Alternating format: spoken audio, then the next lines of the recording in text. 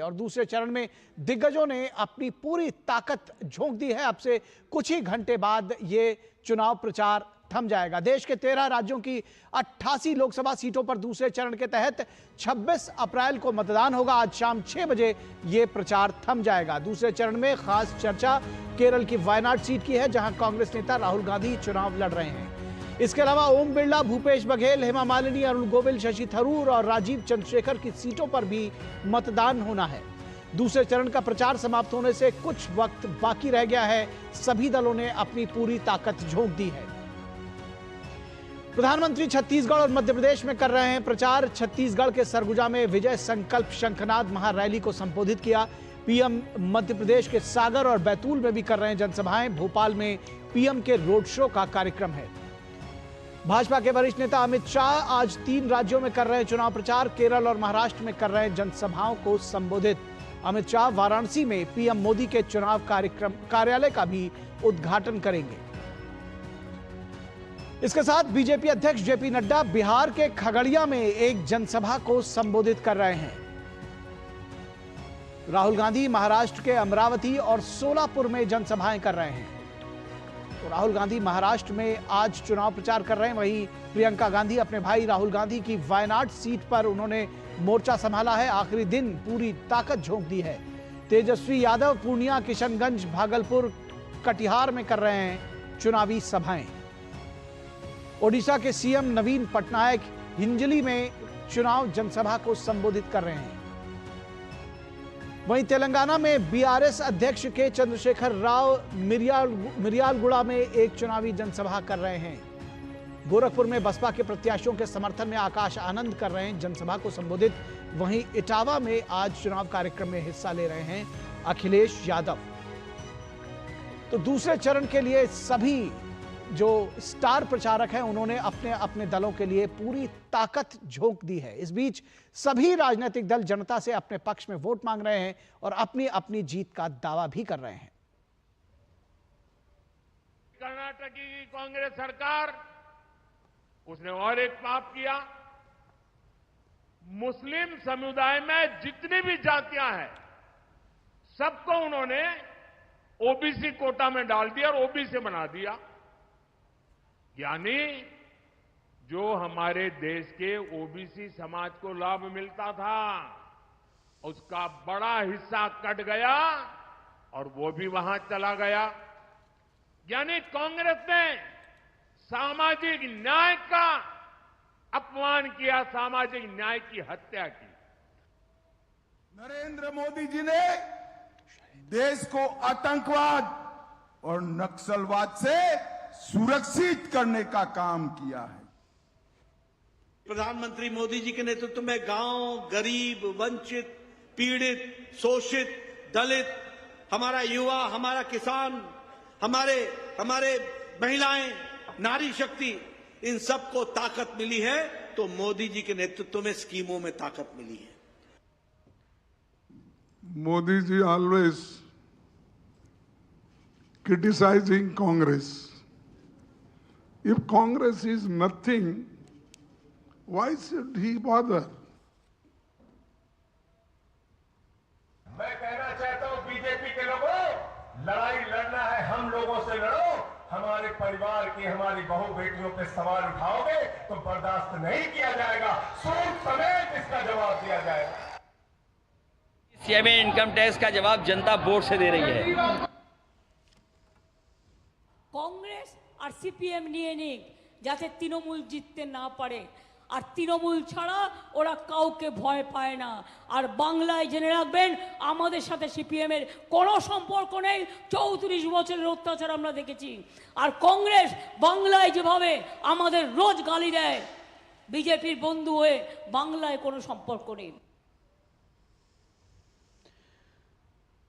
तो दूसरे चरण के चुनाव प्रचार पर और अधिक बातचीत करने के लिए हमारे साथ हमारे संवाददाता शैलेंद्र मिश्रा जुड़ रहे हैं आगरा से। शैलेंद्र, आपसे समझना चाहेंगे किस तरह से चुनाव प्रचार का अब आखिरी कुछ घंटे बचे हैं, किस तरह से चुनाव प्रचार हो रहा है और अब जनता की बारी है। दरअसल जनता की बारी आ गई है। क्या कुछ कहती है जनता, क्या कुछ मूड है जनता का?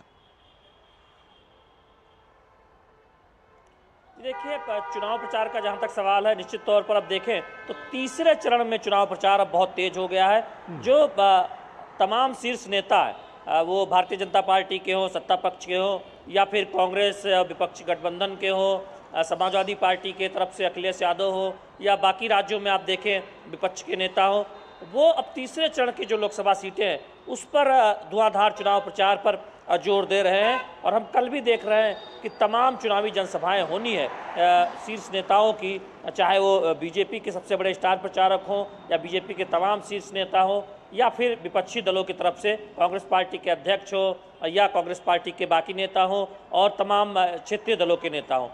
जो सबसे बड़ी बात है कि हम देख रहे हैं कि पिछले 2 दिनों से प्रधानमंत्री नरेंद्र मोदी ने जिस तरह से कांग्रेस के घोषणा पत्र पर सवाल उठाते हुए कांग्रेस की मंशा पर सवाल उठाया है, और हम देख रहे हैं कि एक पुराना भाषण पूर्व प्रधानमंत्री मनमोहन सिंह का एक तरह से अब चर्चा में है, जब उन्होंने कहा था कि देश के संसाधनों पर सबसे पहला हक अल्पसंख्यकों का, खास तौर पर मुस्लिमों का है। और उसके बाद जिस तरह से पलटवार प्रधानमंत्री नरेंद्र मोदी ने किया, और ये जो सारी बयान आया था चर्चाएं दरअसल शैलेंद्र से जो मैनिफेस्टो में कहा गया, ठीक है शैलेंद्र, ये सारी चर्चाएं दरअसल चुनाव में चल रही है।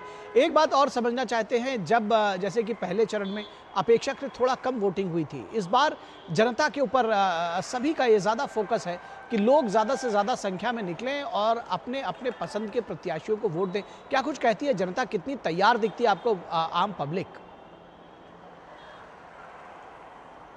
देखिए, जनता का यह कहना है, खासतौर पर दूसरे और तीसरे चरण पर जहां मतदान होना है, वहां हमने बात की बहुत लोगों से, उनको ये लगता है कि पहले चरण में एक कसर रह गई।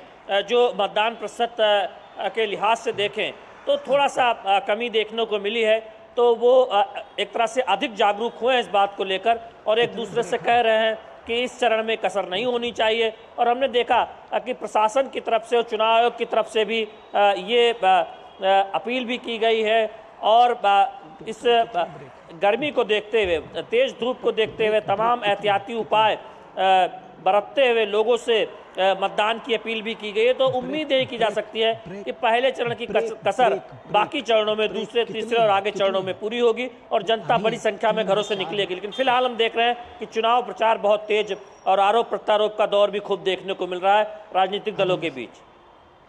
जी बिल्कुल शैलेंद्र, निश्चित तौर पर तो सभी की निगाहें इस दूसरे चरण और जैसा कि आपने कहा कि तीसरे चरण की तरफ शिफ्ट करता जा रहा है चुनाव प्रचार, उस पर भी सभी की निगाहें होंगी। चुनाव आयोग पूरी तैयारियां कर चुका है और बार बार सभी लोग, चाहे वो हम जैसे लोग हों दूरदर्शन की तरफ से या फिर जो देश में तमाम जो लोग हैं, वो सभी लोग ये अपील कर रहे हैं कि ये बार बार अपील कर रहे हैं इस बात की कि ज़्यादा से ज़्यादा संख्या में निकलें और अपना वोट डालें। फिलहाल चलेंगे हमारे दूसरे संवाददाता कुमार आलोक भी हमारा इंतजार कर रहे हैं, हम उनके पास चलेंगे, जानने की कोशिश करेंगे कि किस तरह से चल रहा है चुनाव प्रचार।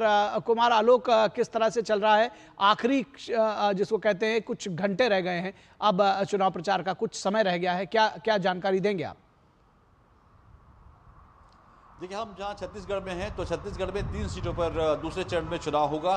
पहला जो सीट है राजनांदगांव है, जो काफ़ी हाई प्रोफाइल सीट है और वहां से पूर्व मुख्यमंत्री भूपेश बघेल चुनाव लड़ रहे हैं। दूसरा सीट है महासमुंद, वो भी काफ़ी इंपॉर्टेंट सीट रहा है, खासकर के एक जमाने में वो कांग्रेस का गढ़ था और आप देखें कि 18 में से 12 बार वहां पर कांग्रेस जीती है, लेकिन बाद के वर्षों में वहां अब बीजेपी का गढ़ हो गया है। वहां रूप कुमारी चौधरी का मुकाबला ताम्रध्वज साहू, जो कांग्रेस के गवर्नमेंट में मंत्री थे, उनसे उनका मुकाबला है। और तीसरी सीट है कांकेर, जहां राजा और रंग के बीच लड़ाई है, यानी कि कांग्रेस की ओर से एक जमींदार चुनाव मैदान में है वीरेश कुमार, वही उनके दूसरी तरफ एक जो बैजा जनजाति के जो साधु होते हैं वो भारतीय जनता पार्टी से चुनाव लड़ रहे हैं। तो मुकाबला काफी दिलचस्प है और अंतिम समय तक जो जितने भी दलों के राजनीतिक दलों के जो प्रत्याशी हैं, डोर टू डोर कंपेन करने के अलावा जो राष्ट्रीय नेता हैं उनके दल के या जो प्रादेशिक स्तर के बड़े नेता हैं वो पूरे जी जान से लगे हुए, दोनों ही पार्टियां, खासकर यहाँ पर कांग्रेस और बीजेपी में सीधा मुकाबला है। लेकिन जिस तरीके से छत्तीसगढ़ के विधानसभा चुनाव जो पिछले दिनों हुए थे और बीजेपी ने शानदार प्रदर्शन करते हुए, यानी तमाम मिथकों को झुटलाते हुए, अपने एग्जिट पोल में देखा होगा कि एग्जिट पोल में भी छत्तीसगढ़ में कांग्रेस को बढ़त दी जा रही थी, लेकिन जबरदस्त यहाँ पर जीत हासिल की छत्तीसगढ़ में बीजेपी ने, इसलिए उनके हौसले बुलंद हैं। ठीक है, निश्चित तौर पर तो ये जो चरण है ये भी बेहद महत्वपूर्ण है और हम आपसे और भी अपडेट्स लेते रहेंगे। बहुत शुक्रिया इस तमाम बातचीत और जानकारी के लिए कुमार आलोक आपका, और शैलेंद्र मिश्रा आपका भी हमारे साथ जुड़ने के लिए आगरा से।